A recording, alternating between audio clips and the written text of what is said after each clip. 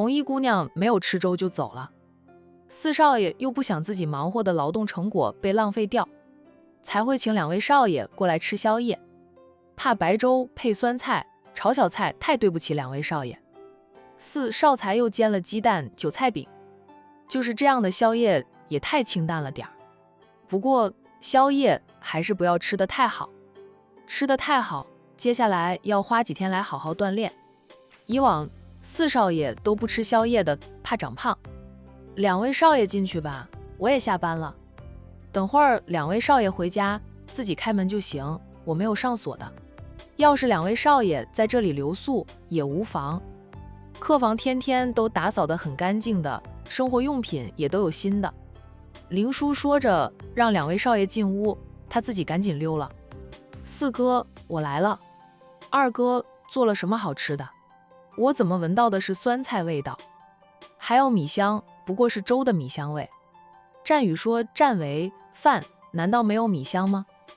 饭的米香味和粥的米香味还是有点区别的。5哥闻不出来，我就跟5哥变了。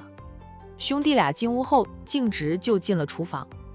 战一阳刚端着煎好的韭菜鸡蛋饼，转身想去餐厅，看到2个弟弟进来了，他随手就将碟子递给战维，说道：老七，你把鸡蛋饼端出去。战维说道：4哥，让我先洗一下手。有其他兄弟在场，他们就是按着家族的排序称呼对方。战维去洗了手，然后才接过那碟子鸡蛋饼，随即就用1只手拿起1块饼吃了。这就是他着急先洗手的原因了。4哥，你给我们准备的是什么宵夜？我饿死了。战一阳又让战宇把配粥的小菜端出去。听到战维的话，战宇接过话来，看这样的菜都不用问了，就是请我们吃粥，你个狗鼻子，还真让你闻出来了。战维：4哥，你特意打电话叫我和5哥过来，就是请我们吃粥呀。战一阳说他不用你花钱，不用你动手，有的你吃你就吃，还嫌3嫌4的。粥怎么了？难吃吗？这都几点了，你还想吃山珍海味不成？吃那么丰盛，小心长成个胖子，现在就要吃得清淡一点。战维撇撇嘴，不好再抱怨了。要不是叫了你们俩过来，我连鸡蛋饼都不煎了，这是特意给你们俩煎的。战维哦了一声，好吧，我不嫌弃，是要吃的清淡点。4哥，鸡蛋饼特意给我们俩煎的，那粥不是特意包给我们吃的呀。战一阳一瞪眼，有的你吃，还问那么多干嘛？一碟子的鸡蛋饼还堵不住你的嘴。战宇嘿嘿的笑。战维又被自己哥哥说了一顿，不再吭声。好在他不挑食，就算是吃粥，他也吃得很香。可能是太饿了吧。吃饱喝足后，兄弟3人便在沙发上坐了下来。我闻到了点香味，有些女孩子身上会有的那种香味，不过很淡了。狗鼻子战七少一坐下就说了句，然后他和战宇齐刷刷地看向了战一阳。战一阳淡定地道，可能是我在外面应酬沾上的香味吧。4哥，你今天不是回老宅了吗？哪有应酬？战宇不客气戳穿了他的谎言。4哥，你是带女人回家了吧？战维直接问道。他不会闻错的，肯定是4哥带女人回家了。那个女人是我未来的4嫂吧？她走了。战维开心地问道。战一阳忍不住说他，你什么鼻子呀？她都走了那么久，你还能闻到一点香味，是不是你未来的4嫂？我也说不准。她不是奶奶给我找好的人，现在我连她叫什么都不知道。战维笑道，不知道她叫什么？4哥还把她往家里带，他的几个哥哥要是往家里带女孩子，那个被带回来的女孩子必定会成为他的嫂子。战一阳不好意思说出真正的原因，他说道，这是我的私人问题，我拒绝回答，等可以说的时候你们自会知道。战维嘿嘿的笑，我知道了，4哥忽然打电话给我们，请我们吃宵夜，其实是4哥想请那个女孩子吃的吧，人家走了，4哥才叫我们过来吃的。你不说话，没人当你是哑巴。战一阳颇有点恼羞成怒的，是自己的亲弟弟，否则他早就把战维扔出去了。话那么多，看破不说破不行吗？我不说话，别人是会当我是哑巴的。战维可不怕四哥生气，四哥也不会真的生气，就是有点恼羞成怒的。战一阳瞪着他，战维扯着战宇说道：“五哥，我们吃饱喝足了，咱们回去吧，免得四哥瞪我。”说着，他起身，不过先去了洗手间，边走还边说道：“吃粥老是跑洗手间。战一阳，我怀疑你肾有问题了，才吃完多久就上洗手间？”战宇说道：“他忙了一个晚上都没有空上洗手间，到底是年轻没有经验，我也就是过去指导指导他，主要还是让他自己动手的，是要让他自己想着怎么解决，不能事事依赖我们，给他一点旨意算不错了。”等战维从洗手间出来，战宇跟着起身，对四哥说道：“我们先回去了，四哥早点休息。你们开车慢一点，老七听到了吗？开车慢一点，怕自家弟弟年轻气盛的开飞车。”知道了。四哥，明天还亲自下厨做早餐吗？我过来吃。你当你四哥很闲呀？等你六哥回来了，你叫他天天做给你吃，他会很乐意的。战维哦了一声，六哥说不回来过年的，我不知道什么时候才能吃到六哥做的好菜了。算了，我在自己家里吃吧。他又不是不会做饭，就是能在兄长这里蹭吃，他很乐意的。战一阳送着两位弟弟出去，等弟弟们开车远去了，他才重新锁上别墅的大门，回屋里去。一夜再无话。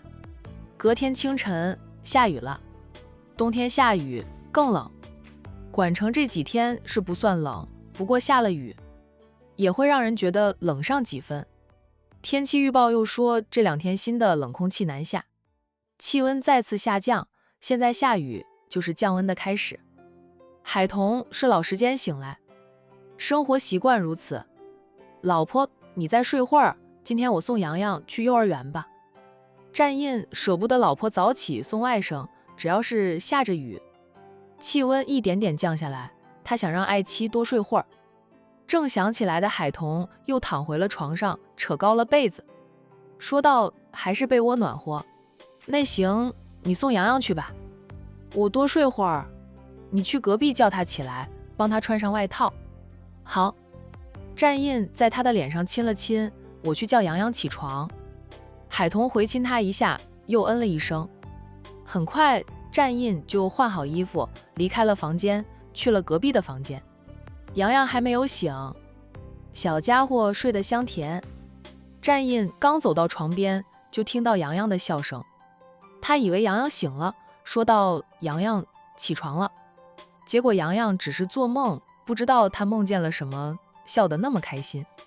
看着小家伙可爱的样子，战印都舍不得叫醒他，只是还要上幼儿园。他在床沿边上坐下，伸手轻拍着洋洋的小脸，温声叫喊着：“洋洋，洋洋，起床了，要上幼儿园了。”洋洋很快就被叫醒，他睁开眼看了看，又闭上眼睛，然后一个侧身，背对着战印，嘴里说道：“姨丈，我不想上幼儿园，我要睡觉，我不想上幼儿园，你帮我向老师请假吗？这种事你姨丈我可不敢做，你小姨知道了会骂死我的。”战印起身去帮小家伙拿来了要换的衣服，重新在床沿上坐下来，温声说道：“也就再上几天就可以放寒假了，来，姨丈帮你换衣服。要喝奶粉吗？”洋洋滚到了战印的身边，滚进姨丈的怀里，搂抱着战印，撒着娇：“姨丈，我不想上幼儿园吗？你帮我请假，然后跟我小姨说我不舒服，我要喝奶粉。”小家伙还有奶瘾，早晚都还要喝一次奶粉，喝不多，但就是要喝，哪怕喝几口都行，睡觉前不喝一点奶粉，他睡不踏实，半夜醒来都会吵着要喝奶粉。你说不舒服，你小姨会带你去医院看医生，一去医院就穿帮了，到时候你小姨更加生气，不仅会批评你，也会骂姨丈，骂得狗血淋头的，你又帮不到姨丈。这种危险的事情，姨丈是不敢干的。再说了，老师不是说小孩子要诚实吗？你怎么能撒谎骗老师，骗你小姨呢？洋洋不说话了，他睁开眼睛看着战印，最后说道：姨丈这么大的人，还怕我小姨？姨丈明明比我小姨高很多的，力气也比我小姨大，还怕我小姨？战印故意苦着脸说道：姨丈吵不过你小姨啊。洋洋，好吧，这是真的。姨丈没有小姨那么能说会道。姨丈，我要尿尿。战印抱他下床，让他穿上拖鞋去洗手间。洋洋上完了洗手间，干脆就洗刷了再出来。战印帮他换衣服，边帮他穿一边说道：今天下雨了，会降温，要多穿一件保暖衣。下雨了呀，怪不得这么冷呢。姨丈，你看这么冷，我可以次上幼儿园。战印好笑地捏一下他的鼻子，说道：又没有下大雪，要是下了大雪，大雪封路了，可以不去上幼儿园。姨丈，什么时候下大雪啊？管城不会下雪。为什么？因为不会下雪，所以不会下雪。他还是没有听明白为什么管城不下雪。老是不想上幼儿园的洋洋，还是被他姨丈抱着出了房间。今天姨丈送你上幼儿园。我小姨呢？战印答道：我让你小姨多睡会儿，不用那么早起来，可以晚点再去上班。洋洋立即嘟着嘴说道：姨丈偏心，不让我多睡会儿，让我小姨多睡会儿。小姨可以不早起，不上班，我不能，我还得上幼儿园。那是姨丈就是偏心，偏爱你小姨，因为你小姨是和姨丈过一辈子的人，你呀，养大了就是别人家的男人了，拱到了别人家的白菜，就跟别人家的白菜过一辈子。你说你不能陪姨丈过一辈子，姨丈干嘛要偏疼你？当然就是偏心你小姨了。洋洋不停地眨眼，明显是一下子消化不了姨丈说的一大堆话。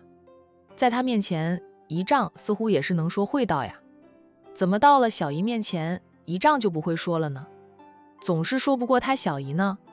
好一会儿，洋洋问道：姨丈，我没有去偷别人家的白菜，我不干小偷小摸的事，咱们家又不缺白菜，我用得着去偷白菜吗？说着，小家伙还很生气的样子，觉得姨丈说他是小偷了，去偷别人家的白菜。我也不喜欢吃白菜。洋洋补充了一句。战印忍俊不住，笑了起来。他笑道：是，咱们洋洋不干小偷小摸的事，不偷人家的白菜。你现在不喜欢吃白菜，长大了就爱吃了。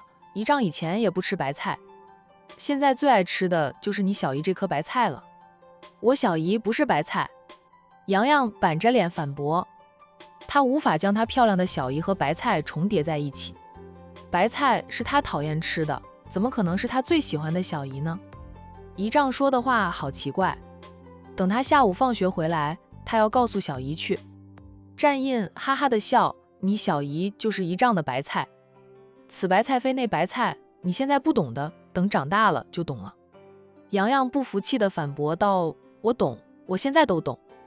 我不是3岁小孩子了，我长大了，我上幼儿园了，都懂得白菜。谁不懂呀？反正是不好吃的白菜，白菜都一个样，不好吃。小家伙还特别强调了一句，在他眼里白菜就是白菜，都一个样，不好吃。姨丈还说的那么拗口，什么此白菜非那白菜，欺负他年纪小，故意说的高深是吧？好，你不爱吃白菜，姨丈喜欢吃，跟你说也说不清楚，不说了哈。洋洋哼了2声，姨丈是说不过我了。对，姨丈说不过你，你小，你有理。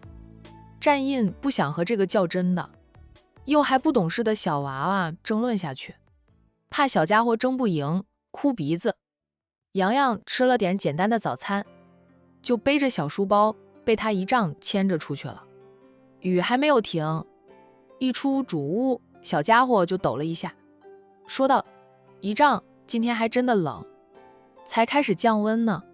战印弯腰抱起了他，单手撑伞，抱着他走下台阶，车子就停在屋门口。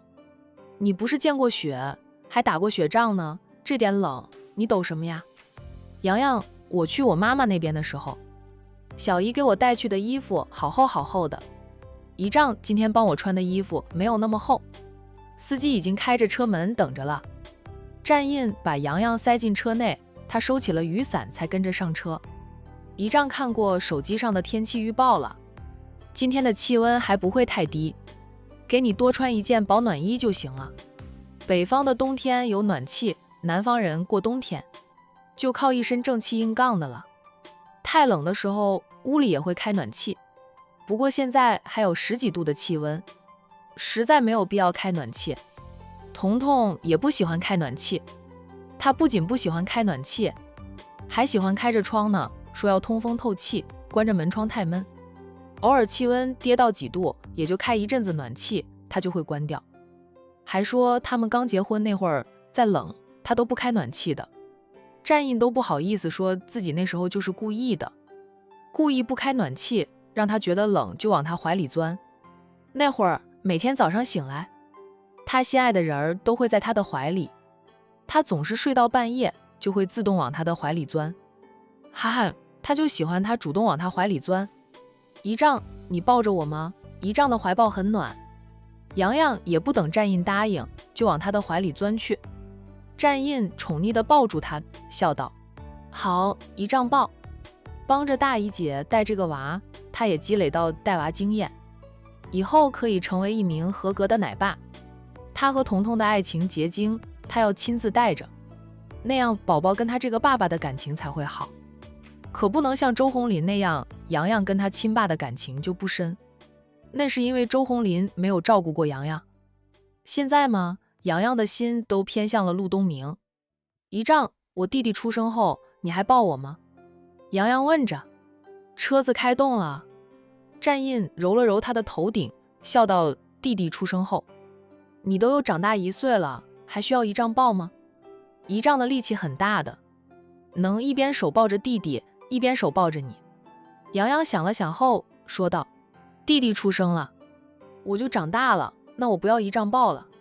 不过姨丈还要疼爱我的哦，不能有了弟弟就不疼爱我。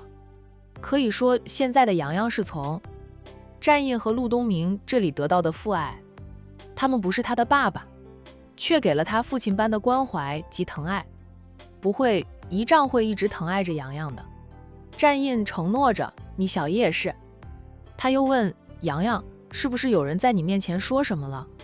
你怎么忽然害怕小弟弟出生后就不疼你不爱你了呢？洋洋老实的答道，幼儿园有个小朋友昨天哭得很厉害，老师哄他的时候问他为什么哭，他说他妈妈生了小弟弟，大家都抱小弟弟，都疼爱小弟弟，不疼他了。我就害怕了，害怕小姨生了小弟弟后只疼小弟弟，不爱我了。我好喜欢我小姨，小姨要是不喜欢我了，我会很难过的。战印温声说道，不会的，你小姨不会的，姨丈也不会，我们所有人都不会因为有了弟弟就不喜欢你。洋洋放心了，那我可吧跟那小朋友说，我小姨不会像她妈妈那样的。姨丈，我也好爱你。战一笑，姨丈也是。这小家伙的嘴巴那么甜，谁不疼他呢？到了幼儿园门口，战印没有将洋洋交给保镖，而是亲自下车，牵着洋洋的小手走入幼儿园。再看到了老师，将洋洋交到了老师手里。洋洋向他挥手说再见，他都还站在那里看着，直到洋洋的小身影远去，也不再回头看他了，他才转身往外面走去。幼儿园的人都知道战印是周洋小朋友的姨丈，以往他们总觉得战少离他们很遥远，等到周洋进了幼儿园，他们就经常能看到战少的身影了。还有陆总，这些大总裁对待不是自己亲生的周洋，都那般疼爱，想来是喜欢孩子的男人。从中也能看到战少和陆总对海彤姐妹俩的感情。战少就不用说了，现在管城还有谁不知道战少是个宠妻狂魔？海彤和战少的爱情故事，大家现在没那么羡慕了。反而羡慕海玲和陆东明的感情了。因为海玲是个离婚女人，世俗对离婚女人还是有偏见的。多少男人和当婆婆的女人总是说我离了婚，还能娶个年轻漂亮的，你离了婚还有谁要你？认为男人离了婚还是一枝花，想再娶容易得很。认为女人离了婚就掉价，不好再嫁，就算嫁也只能嫁个老头子。海玲却能得到陆东明的痴情。陆东明虽说年纪比海玲大了几岁，但他还没有结过婚的，属于初婚，而且还是豪门里的四少爷，各方面都比海玲优越太多。但海玲就是牢牢地霸占着陆东明的心房，让他再也爱不了别人，一心一意等他接受他。听说现在两人好事将近了。对了，最近怎么没有看到过海玲？去海玲的饭店吃过饭的人知道海玲出差了，去了江城，这么久也不回来，儿子洋洋也交给妹妹夫妻俩照顾着。倒是经常能看到战少夫妻俩带着小家伙出门的。战少，战印刚走出幼儿园，就听到有人叫喊他，还是一道女生。他的保镖团立即把他护在了中间。原本在战印已婚后，他想着自己都成了有妇之夫，那些女人不会见了他就粘上来的。出了段芊芊那件事后，战印又重新筑起城墙，除了亲人以外的年轻女性，不允许其他女性轻易接近他。他实在是不想处理那些爱慕者的事了，他只想和海童好好的过日子，安安心心的等着他们俩的爱情结晶出生。两口之家变成三口之家，过几年再变成四口之家，儿女双全就完美了，像叶君博和穆晴一样。战印顺着那叫声望去，是个陌生的年轻少妇，他一点印象都没有。那年轻少妇身边也跟着2名保镖模样的男人，他穿的有点多，头上还戴着帽子，保镖给他撑着伞。不等战印开口问，对方就自我介绍了：战少，我是龙太太，经常在幼儿园门口遇到你太太的。今天怎么没看到你太太送外甥过来的？是宁思琪，她在家里做小月子，觉得太无聊，非要出来透透气。月嫂劝不住她，2名保镖也不管她，身体是她自己的，她都不爱惜，谁会帮她爱惜？在2名保镖的眼里，宁思琪不过是他们家先生在外面养的小情妇而已，又不是正经太太。先生给宁思琪安排的那么妥当，宁思琪都要大冷天往外跑，就由着她了。用月嫂的话说，他们劝过了，但是宁思琪不听，就不是他们的责任了。宁思琪平时都是在幼儿园这里等着和海童偶遇，只是没想到他特意前来，并没有看到海童。周阳是战印送过来的，海童怎么没来？生病了吗？还是也像他一样流产了？宁思琪真希望海童能像他一样流产了，那样的话他做梦都能笑醒。海童这一胎是婚后1年才怀上的，可不容易，要是掉了的话，说不定好几年甚至以后都不能怀孕了呢。为了想知道为什么是战印过来，宁思琪大着胆子叫了战印一声。他想面对战印时，他能够像没事人一样，那他就是进步了。龙先生知道了会表扬他的。在战印看过来时，宁思琪短暂间不知道该说什么。对上战印那冷冰冰的眼眸，他心里还是会慌的。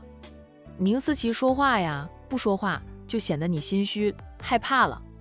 宁思琪不停在地心里跟自己说，要大胆地问战印。战印看了他几眼，不是自己认识的人。他抬脚便走，不打算搭理宁思琪。哪怕宁思琪是少妇打扮，若是有来往，他也只跟对方的丈夫来往。战少，宁思琪看到战印要走了，赶紧又叫了一声，并且问出口了：战少，我是龙太太，今天怎么没看到你太太的？她还好吧？龙太太，这个女人就是彤彤跟她提过数次的龙太太呀。战印再次顿住脚步，扭头，眼神如电看着宁思琪。彤彤跟她说，龙太太的声音很像宁家2小姐的，身形也像。不仅仅是他觉得像，连宁云初都觉得像。特别是声音，宁云初说这位龙太太说话的声音和宁二小姐一样。彤彤与宁二小姐的交集并不多，不过是矛盾闹得厉害，印象特别深刻。彤彤记性好，就记住了宁二小姐，但是宁云初却是宁二小姐的亲姐姐，姐妹俩相处了20年，没有人比宁云初更熟悉宁思琪的声音了。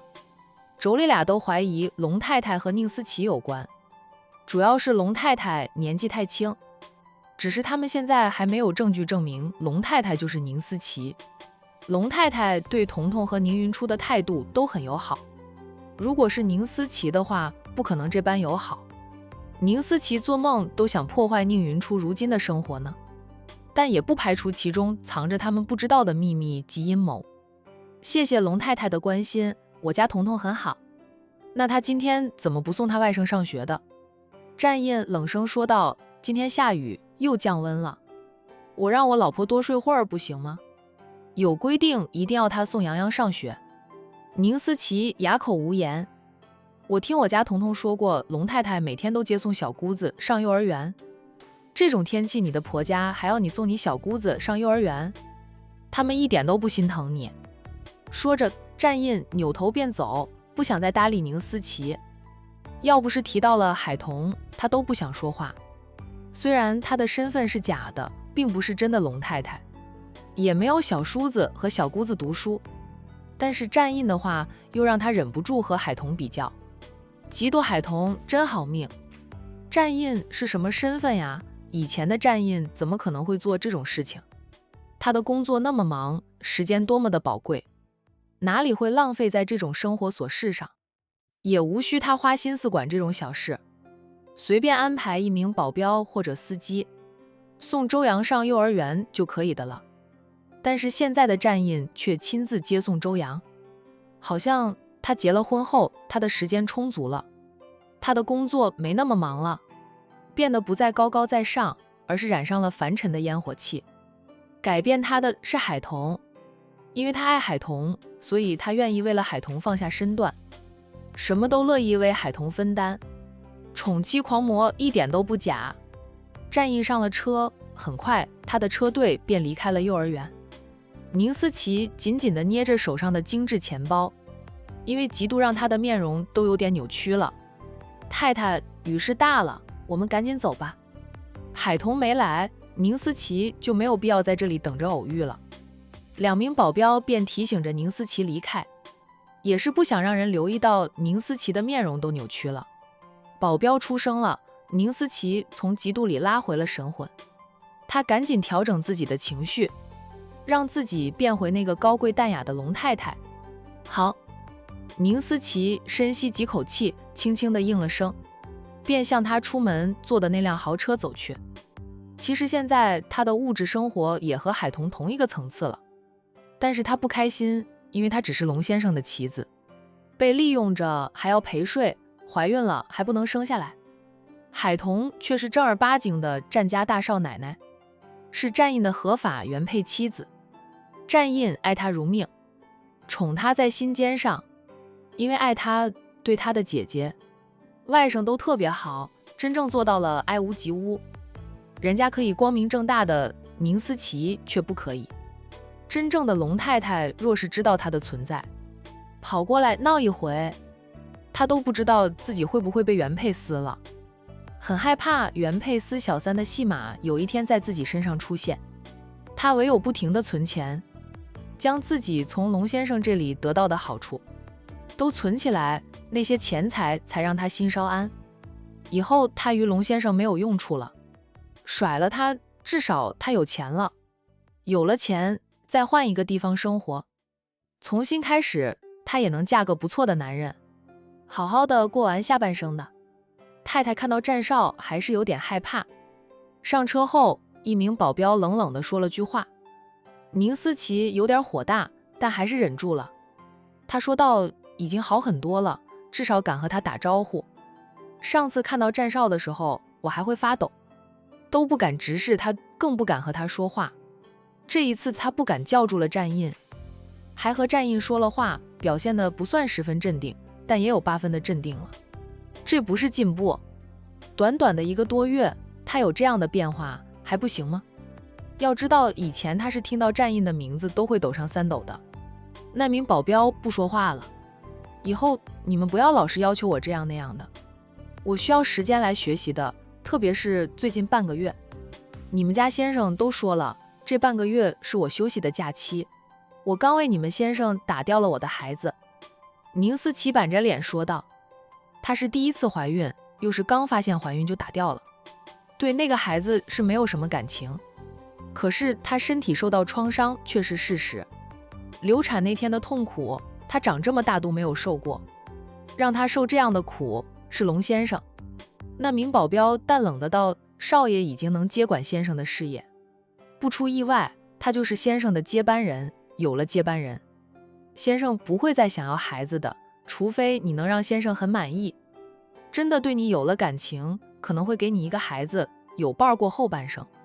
龙先生不缺孩子，他与原配所生的孩子都算得上优秀，以前包养的情妇也有几个让他很满意的，所以他允许他们给他生了几个孩子。宁思琪跟龙先生的时间太短，龙先生又很少来管城，2个人能有什么感情，不过是互相利用而已。所以龙先生不会让宁思琪生孩子的。宁思琪知道，不过听到保镖那样说，他还是生气的，冷冷的道：是我不想生，我才多大，可不想被一个孩子拖着。他还等着完成了龙先生交给他的任务后，龙先生实现承诺，他能嫁给他想嫁的人，当个少奶奶，不用再被别人包养，见不得光。保镖不再说话，他们跟在宁思琪身边也有一段时间了，早就对宁思琪的性子摸得清清楚楚的。这是一个被宠坏的孩子，哪怕吃过亏，还是那般的任性，那样的冲动，不够成熟，也是年纪太轻的原因。所以先生才会安排他们俩跟在宁思琪身边，时刻提点着宁思琪该怎么做，免得穿了帮。战少还派人调查着龙太太呢，就算先生交出了一份假的资料，明显战少不太相信先生交出去的那些假资料。战二少奶奶也老想证实所谓的龙太太就是宁二小姐，所以宁思琪以龙太太的身份出现在众人面前，一定不能有半点差错，容易引起怀疑。到了前面那个十字路口停车，我先不回去。宁思琪想独自走一走。保镖立即说道：太太想去哪里？先生交代过，只要太太出门，我就必须跟在太太身边。负责开车的保镖也说道：今天是雨天，太太又刚小产，还在做小日子，最好不要到处乱走。宁思琪气结，最后说道：行了，我不去了。宁思琪被管得死死的，也被气得很。海童不知道，他睡到快10点才起来，一降温就有起床困难症了，还是被窝里暖呀。要不是小红秘书给他打电话，说战一阳送了很多东西到他的办公室里去，拜托他转交给杜雨萌的，他可能上午都不会回公司了。简单的吃了点东西，海童就坐着车出门前往公司。到了公司，进了办公室，就看到很多礼品。洪秘书说道：四少爷说是给杜小姐买的，请海总帮他转交给杜小姐，算是他向杜小姐赔礼道歉。洪秘书没有听到战四少的八卦，好奇得很，不过上司不说，他也不会问，他怎么自己不送去？海童看着一堆的礼品，很多是管城的特产，都是他想给杜雨萌买的东西。战一阳买了，他倒是省事点。四少没说。我知道了，你去做事吧。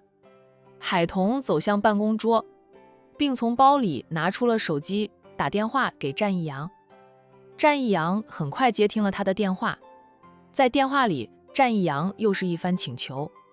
知道战一阳是真的决定放弃杜雨萌，两个人成不了夫妻，也不会成为朋友，免得未来的四少奶奶吃飞醋。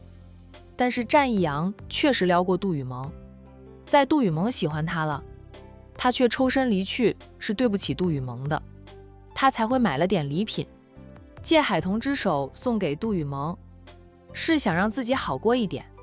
这一次之后，他不会再给杜雨萌送任何的东西。行，我帮你送过去给雨萌，我会告诉他这是你买的。战义阳顿了顿后说道：说就说吧，他不过去就行了。昨晚见到了狐狸后，战义阳越发肯定了自己的心意，他就是喜欢狐狸，哪怕他现在还不知道狐狸叫什么名字，住在哪里，是哪里人，但不妨碍他喜欢狐狸。感情的事最是勉强不得，战义阳不想勉强自己，奶奶都不管他了，他就放飞自我，按着自己的心思走了，所以他连见都不去见杜雨萌了。杜雨萌怕是也不想再和他见面吧，他也是那种要断就断得干干净净的人，这方面倒是和他很像。大嫂，麻烦你了。谁叫我是你大嫂呢？海童叹口气。挂了电话后，海童还处理了几份文件，才让2名保镖进来帮忙搬东西，把战义阳准备的礼品全都往他车上塞去。然后他在2名保镖的护送下，前往管城大酒店。杜雨萌收拾好行李，也退了房。他刚拉着他的小行李箱走出酒店，准备叫辆车去机场。他12点多的飞机，现在前往机场最适合的了。到了机场，再吃点东西，就等着飞回海市。海童看到他拖着行李箱出来，连忙让司机停车。雨萌，海童下车走向杜雨萌，不是说再晚2天吗？现在就走？工作忙，提前2天回去。童姐，你是来送我的吗？杜雨萌的视线扫了海童后面2眼，便敛回了视线。他还在做什么白日梦呀？战义阳不会来送他的，